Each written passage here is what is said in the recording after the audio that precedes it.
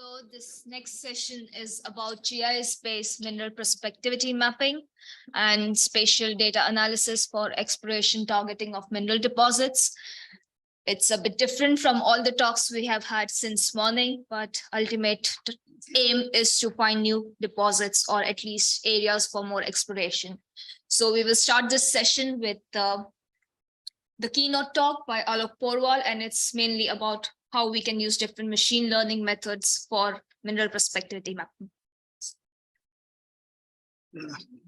Thank you, Bijal. Yes, so it's going to be difficult to talk about machine learning with petrologists and geochemists, but I'm sure that there will be something for you to get out of this presentation. So the whole idea is, as Bijal just pointed out, we want to find a mineral deposit. So starting with the global scale, and we are progressively narrowing down our search area to the deposit scale. So this scale issue is critical when we are doing or narrowing down or finding areas for our projects and for deposits. So starting with the global scale, where there are geodynamic settings, the whole lithospheric architecture that becomes important. Then from there you move into the province scale, where probably tectonic settings, the scale in the history, that becomes more important.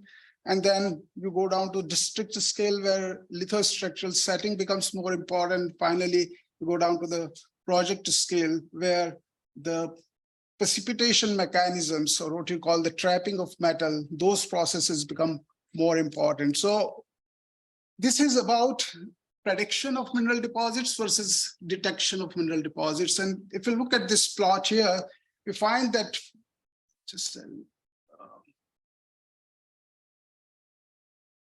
so as the area reduces, the prediction becomes less effective and detection becomes more effective. But if I look at the costing and the flexibility, so the price or the cost of direct detection is prohibitive when I'm working at a province scale or a district scale. And it's only when I go up to the project scale where the direct detection techniques that become more important. On the other hand, when I'm at the province scale and try to find areas for projects, that time the predictive modeling or predictive techniques, they are much more important. But the flexibility, as you are reducing your area, it reduces. And that is why prediction part of the process is very, very important, because once you commit yourself to a project scale, you already spent a lot of money, and now you cannot afford to go out of it very easily. Whereas when you are at the prediction or the province scale or campus scale, you still have flexibility because you have spent most of your time on computer trying to figure out where are the potential targets. So there you can very quickly change your areas. So again, coming back to this triangle, and what we find is that we are typically here at the district to the camp scale. That's where we are looking at the processes, which includes the sources of the metals, the pathways for the metals, the traps of the metal, all the three components, they become important. And that's where we use GIS-based prospectivity modeling. So it's integration of the data sets that are typically on regional scale in order to delineate project size targets. Because once you are on the project size targets, then the next move is detection, and moving on to ground and start your ground exploration. So now here it is the integration of data sets. So typically we are having geology, we've got geophysics, remote sensing, geochemistry, the typical data sets that are available in public domain.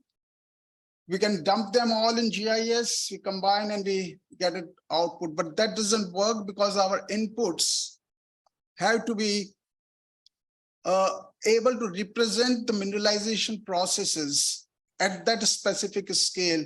And that's why it's critical to identify our inputs correctly. And this presentation that I'm going to talk about is whereas the focus of the exploration targeting or prospectivity modeling has been on the integration aspect of it, the mathematical modeling aspect of it, rather than the input aspect of it. So this time here, I'm going to focus why this input aspect is important and what we can do about it. So the whole process, it can be divided into three components. The first, of course, is the knowledge base, and that's where you are trying to understand the mineralization processes. You're trying to come up with a conceptual genetic model of the deposit that you're targeting. And based on that, you identify the targeting criteria. And once you have the targeting criteria listed out, identified clearly, then you move on to your GIS, where you got your exploration data sets. And then we sit down and we process our GIS data sets in such a way that they can capture the targeting criteria. So these are the spatial proxies of the targeting criteria or the mineralization processes. So that is the process that happens in GIS. And once we have all these targeting criteria or mineralization processes well represented in form of GIS layers, the next step is to integrate them and then come up with an output that can be used for identification of our targets. So that's where we have been now getting interested into machine learning, because this is a part where we have got multiple inputs, and those multiple inputs, they have to be sort of combined, integrated, and machine learning is one good way where you got several different type of inputs with some known output. Then it becomes very effective to combine them. So typically, prospectivity modeling before machine learning became very popular, it started off by having a data, and we knew exactly what the model was. So we are providing the model to the computer, we are providing the data to the computer, and computer gives us the output, which is the standard way of modeling. Now, machine learning turned the problem on its head. So what we do is we are actually providing the input to the machine, and we are providing the output to the machine. And we are letting the machine work out the relationship between the input and output. And that is what we say, that's modeling, the model that relates the input to the output. Now, the assumption in the conventional prospectivity modeling is that the relationship between mineralization processes and mineral deposit formation and localization is well constrained. Whereas in machine learning, the assumption is that we really don't understand what are the processes which are actually controlling the localization of a mineral deposit at a specific point, which in fact is true. So there's a lot of uncertainty there. And that's why machine learning is becoming very popular in prospectivity modeling. So geological processes, they are poorly constrained. They are difficult. We normally don't have the data sets at regional scale through which we can see those processes happening, or whether they happened or not. It's difficult to predict.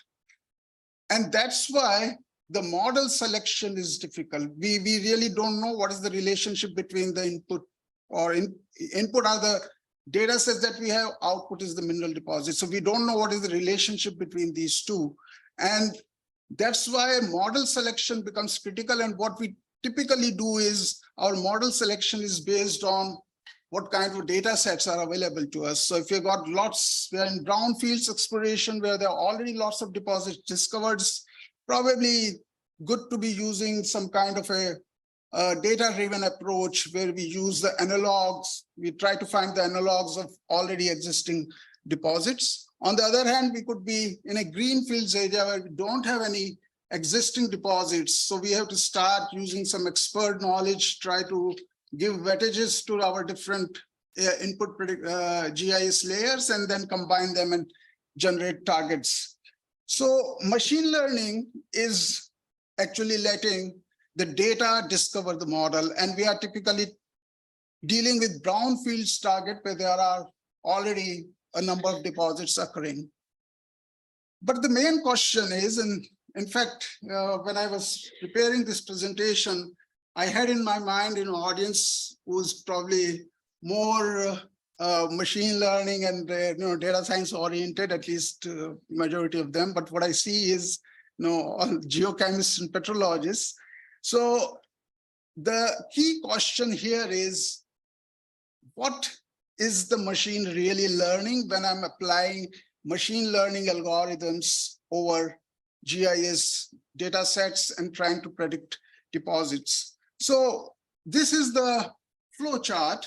So I got my primary data sets, which come in form of gravity, magnetic data, radiometrics, remote sensing. It could be geological maps, structural maps. So these are the typical data sets at 1 to 50,000 to 1 to 250,000 scale that we are using for prospectivity modeling. Now, these data sets cannot directly be used in my model because, well, we really don't know what exactly is the relationship between the magnetic intensity value at a specific point to a deposit, whether that indicates a deposit or no. We can't do that. And that's why the first step here is that we extract the features out of these primary data sets, which is what we call feature engineering. So we are trying to extract features out of these primary data sets, and that step has to be done manually or visually. And that's what takes the most amount of time. You're interpreting your gravity data for anomalies, for structures, and something that you, a similar thing that you do with magnetic data or with remote sensing data. But this manual step, it gives us the features which are in fact the proxies of the mineralization processes as we understand our mineralization processes. And then we input into these features, we input it into our machine learning algorithm. And we use some kind of training data, which are the features that are associated with the known deposits to generate an output. That's a typical workflow for machine learning based prospectivity modeling.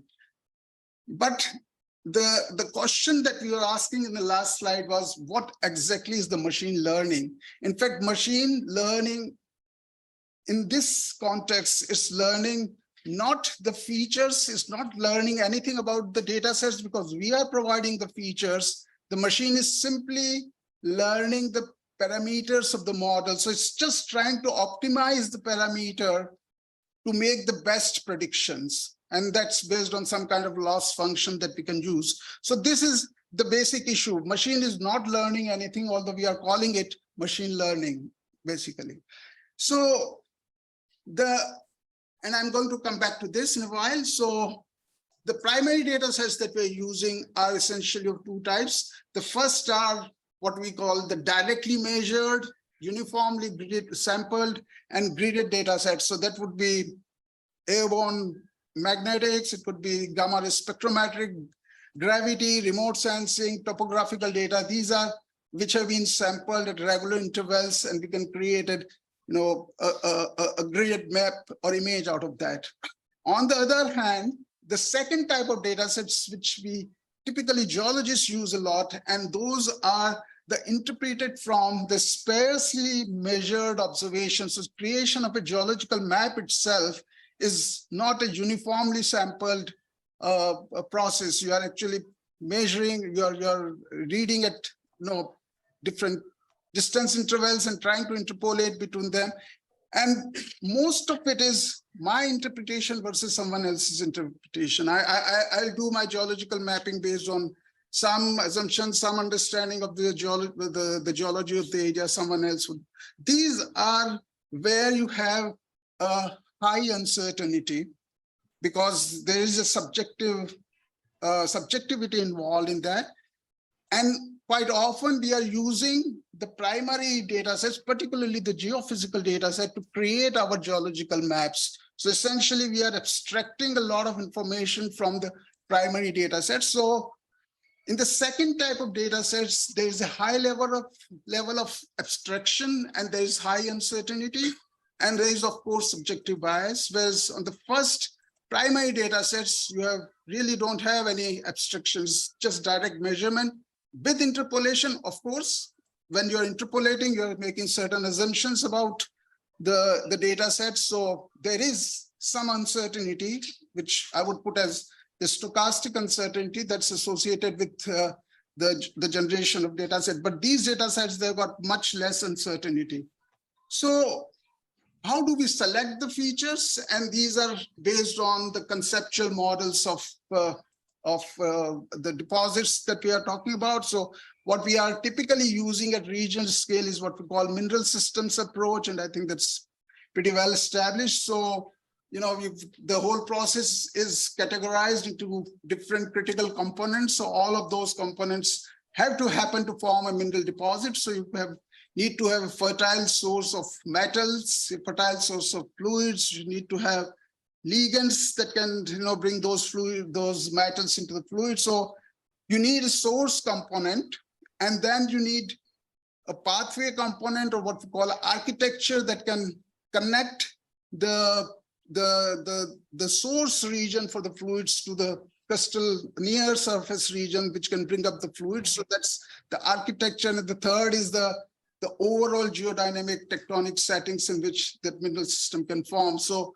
these three components together, wherever there is a kind of intersection of the favorable sources, favorable architecture, and favorable geodynamic settings, that's where you would form a mineral deposit. So this, of course, this comes from Cam McCoig and John Ronski's, which is, now this is just an example. I wouldn't get into all the details. It's done by Malcolm sitting there.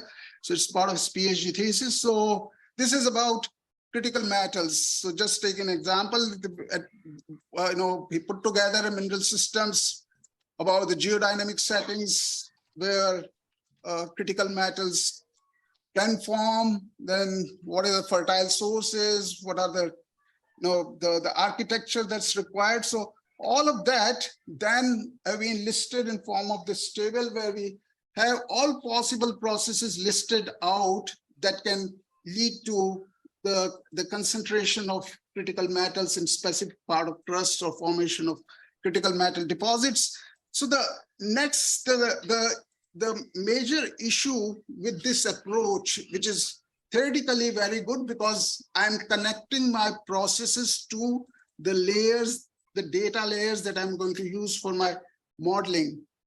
The problem comes that most of the data sets that we have, they are at regional scale. It's not a regional scale, but I put it as more on camp to district scale, 1 to 50,000 to 1 to 25 to 250,000 scale.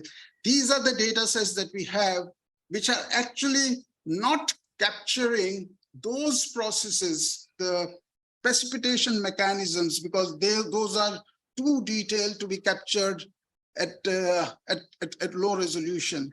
So what actually is happening in this whole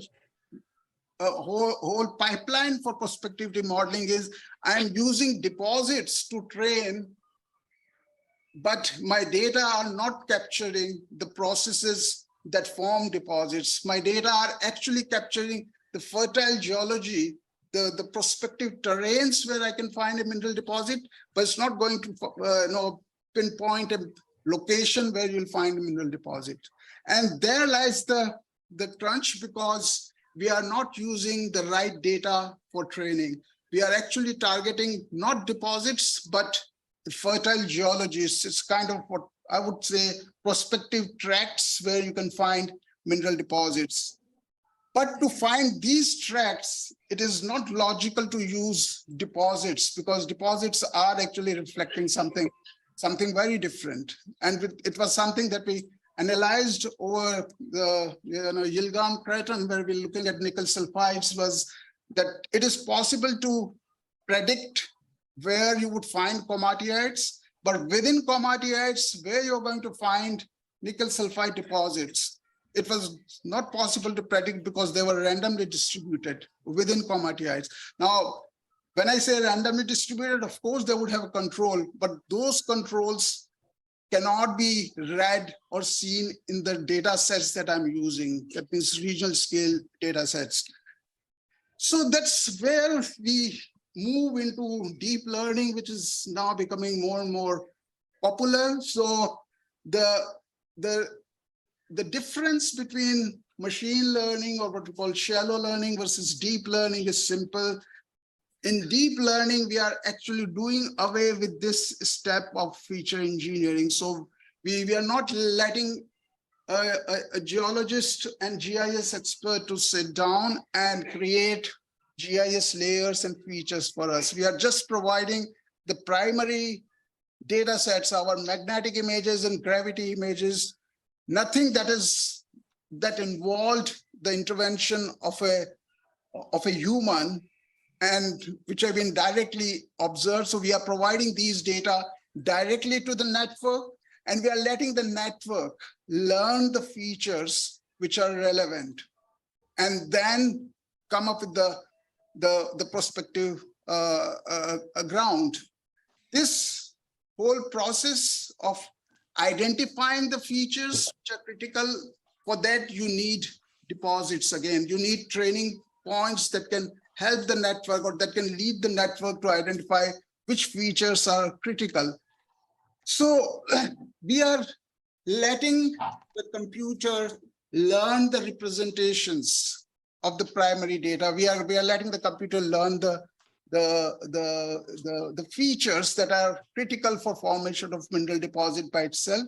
And for that, we are typically using what we call the convolution neural networks that involve not just looking at a specific pixel, but the neighborhood of the pixels. So essentially, idea is to capture not only the intensity value or the measured value at a pixel, but also the topological information. What is the relationship between, or between the value of one pixel to another pixel? In fact, we are looking at geometric and spatial configurations, which become critical, particularly when we are dealing with mineral deposit formations. So it could be a fault, it could be a lineament, it could be a magnetic anomaly, a circular anomaly, a curvilinear. So these kind of spatial features can be picked up by the convolution neural network. So the problem, because this seems to be an optimal solution, because it is actually letting you not only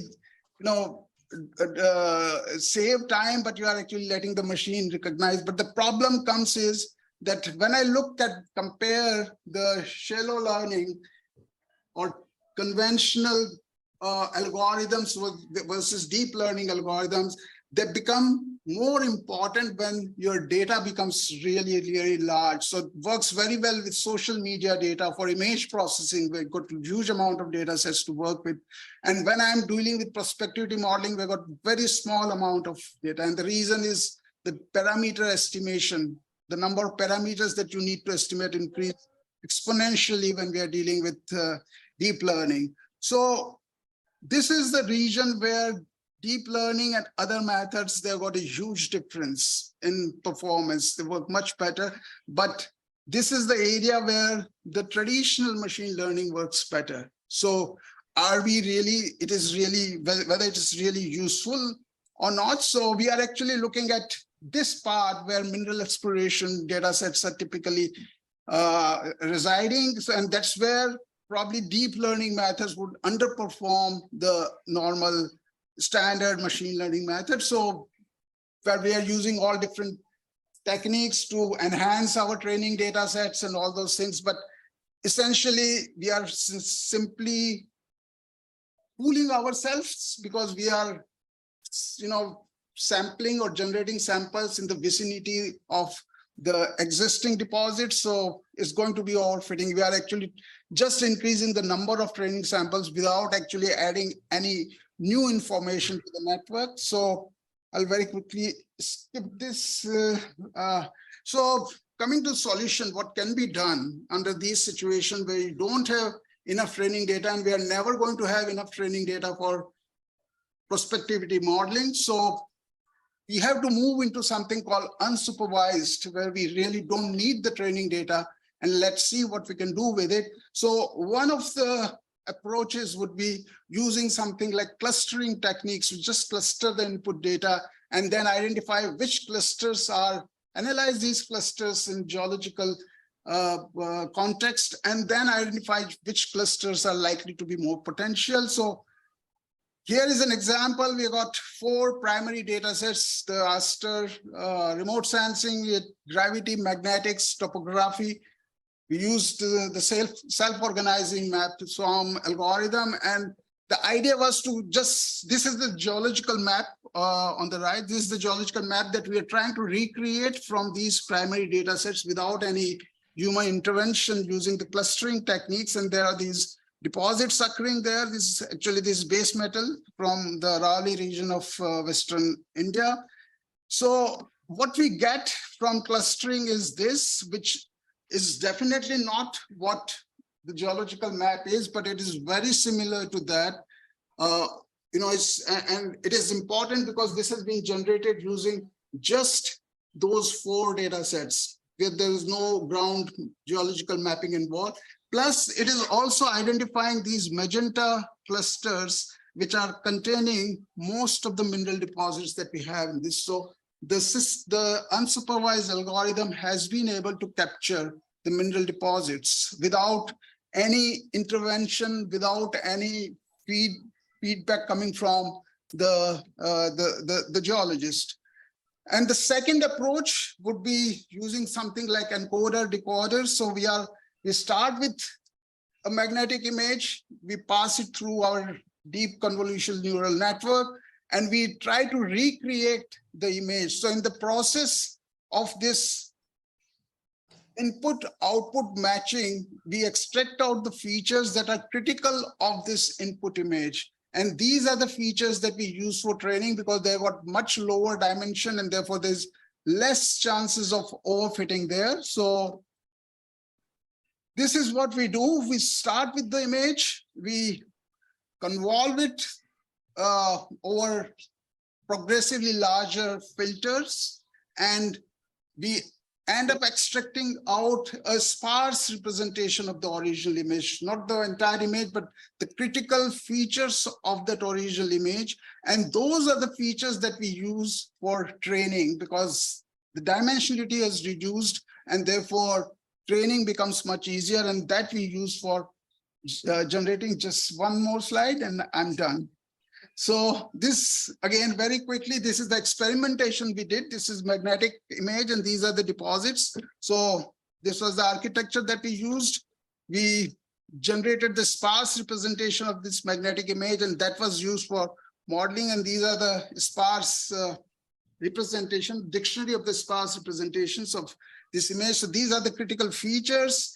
And these were trained using the deposits that we have, and that led to the identification of these prospective targets here in this image, which are typically capturing most of the deposits. And we did not use all the deposits for training. In fact, out of those 24, we used only 13 or 14 for training, and the remaining were kind of predicted by this model. So this is unsupervised deep learning, and particularly autoencoder decoder type of thing, where you can extract out the critical features and then train your system on these critical features to identify mineral deposits. That's probably going to work better.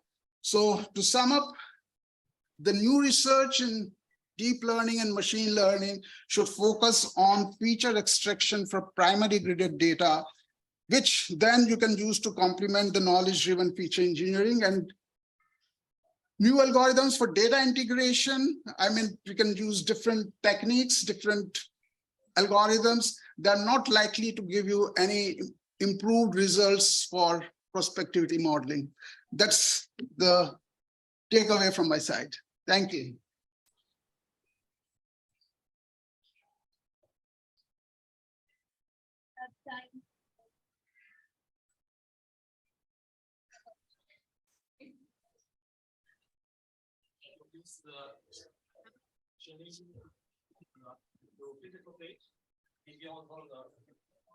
Geological map. But in my opinion, if we thinking about the deposit, maybe the supervised machine learning is maybe helpful because, for example, we know maybe the high MJO number may of magma may be easy to form the magmatic sulfide deposit. Yeah, I think it's our work on the deposit geology maybe makes sense when we use the supervised machine learning. What's your idea about this? Okay. If I get the question, are you asking when you can use supervised machine learning and when you cannot? Is that what? Yeah. Well, the simple rule of thumb is that if you're in the parameters or the input dimension or input number of layers that you're using for prospectivity modeling is less than, or I would put it the other way around, the number of deposits that you have is at least 3 or 4 times the number of layers that you're using, then supervised learning may work better, because here there's less chances of overfitting. Otherwise, your model is just going to find the deposits that are already discovered, and there's no point in that. So basically, the idea is to find deposits which have not been discovered. So this is what we call the difference between the specialized learning and generalized learning in this data science jargon. So yes, if you have got a large number of deposits, supervised learning might work.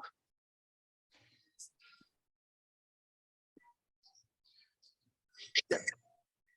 I use a approach to what you're describing in supervised machine learning for segmenting like spectral